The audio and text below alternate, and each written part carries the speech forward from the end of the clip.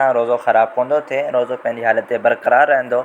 अलबत्ता अगर उल्टी जा उहे अज्ज़ा जेके ॿाहिरि निकिरनि या जेके ॿाहिरि निकिरी चुका हुजनि, गले मंझां वात जे अंदरि हुजनि, उन्हनि खे वरी वापसि ॻी सघनि या जेको आहे सो ॿाहिरि निकितल टुकरनि खे वरी अंदरि वापसि वठी वञण ऐं ॻी सघनि, इन सूरत जे अंदरि उन्हनि जो रोज़ो ख़राब थी वेंदो, टुटी पवंदो।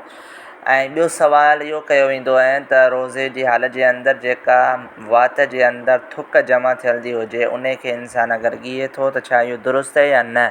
त इन जो जवाबु इहो आहे त इहो ईअं, या थुक जेका जमा थी थिए उन खे इंसानु ॻी सघे त पोइ हर्ज़ु कोन्हे ऐं इन सां रोज़ो ख़राबु कोन थींदो। अलबत्ता इन शइ जी आदत ठाहिणु दासेकार थुक खे जमा करे करे करे करे उन खां पोइ ॻीहणु, इन खे उलमा किराम मकरूह करार ॾिनो आहे।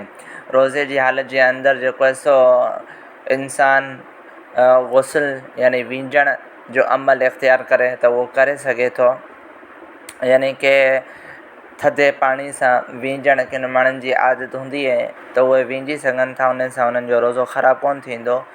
ऐं अलबत्ता उलमा इन ॻाल्हि खे लिखियो आहे त जेको माण्हू रोज़ो रखी करे तशवीश जो शिकार थी वञे, परेशानी जो शिकार थी वञे ऐं मुश्किल पंहिंजे पाण जे लाइ ठाहे करे बार बार वींजण, बार बार सॼो ॾींहुं जेको आहे सो इन शइ जे अंदरि बार बार जेको आहे सो चपनि खे आलो करणु, बार बार जेको आहे न वींजण, इन शइ खे ग़लति करार ॾिनो आहे। इहो हद खां वधीक न हुजे, अलबत्ता हद जे अंदरि इन शइ जो बि जेको आहे सो जवाज़ ऐं इन शइ जी बि गुंजाइश आहे।